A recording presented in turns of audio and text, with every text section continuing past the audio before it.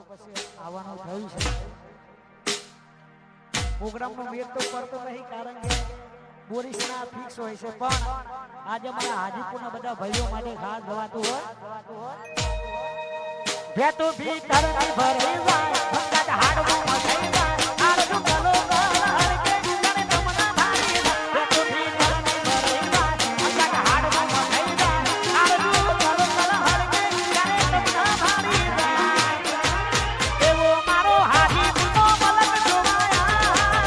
બેનડી શેરો ઢાકતો